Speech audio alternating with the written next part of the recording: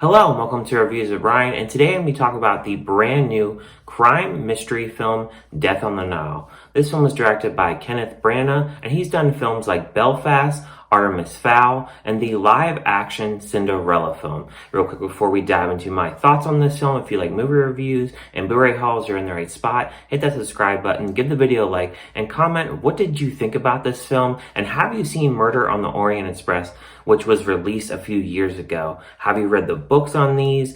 If you've read the books, do you know any of the differences that were in this film? Now, without further ado, let's jump into my thoughts on this brand new film.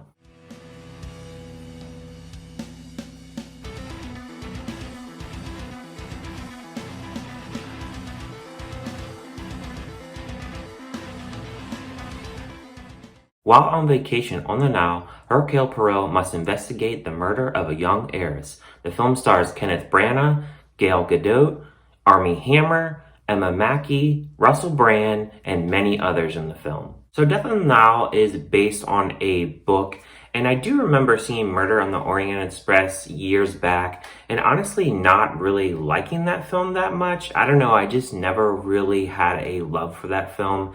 And going into this film, I really didn't have the highest of expectations. I thought that maybe this one would be a little bit better than Murder on the Orient Express. I know a lot of people really like that movie, but for me, I just didn't really care for it. So you have this central story here where it's set in the 1930s. And in the beginning of this film, there is a lot of set changes. We have about 4 different set changes that we have, and they're kind of building up to this theme of love. And there's a lot of happy kind of moments. The music really reflects that because you have this soul kind of music and it's a really happy kind of tune.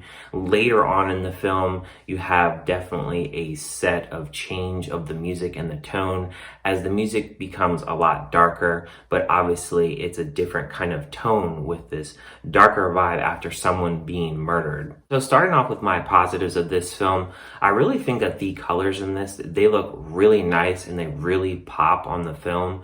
And then I also like the costume design. I think everybody has a really good costume design and it looks really nice. And I really thought that Kenneth Branagh and Emma Mackey, I thought that they did a really good job in their roles. Emma Mackey, I had never heard of her going into this film, and I thought that she did a really good job with her role throughout this entire film. And then I really give this film credit because it didn't really seem predictable in the way of who really technically committed the murder, and I didn't see it coming really with how the ending wrapped up as to who was responsible for this murder, and it really kept me guessing. So I really give the movie props for that because it really sucks when you're watching one of these kind of murder mystery movies and you already know who the killer is or killers, and it really is kind of takes away from the movie when you can kind of guess and predict who that person will be. And as far as my negatives go for this film has one of the most sluggish kind of build-ups in the film. The movie is over 2 hours long, and it takes an hour before we even get a murder to even happen in the film. And the film just seems really lost. It seems misguided. It seems like it lacks a lot of personality, and it's an extreme slow burn. And then I also have to mention that you can definitely tell with the shots in this, they're not actual real shots. It's on a green screen, so it doesn't really look that good. And there's this really over the top shot where their boat is just tugging along and a gator jumps out of the water and it eats these birds. And it had me laughing because I don't know why they put that shot in. It was just really random.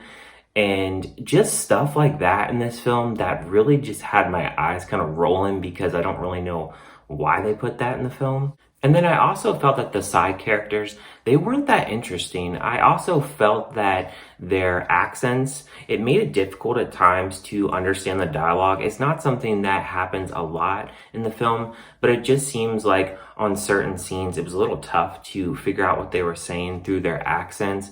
But I just don't think that these side characters were really developed too much. They didn't really add too much to the film, and they didn't really do much for me.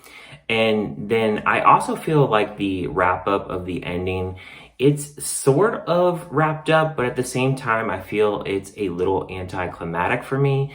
It just didn't really, I guess, do a ton for me. I don't really remember the ending in Murder in the Orient Express, so I don't know if it was kind of like this film, but it just didn't really do a whole lot for me when the ending is wrapped up. But I'm gonna give a score of this film a 2 out of 5. I didn't really like this film at all. I was kind of bored. It took way too long to even get into the story, and I just didn't really care for it all that much.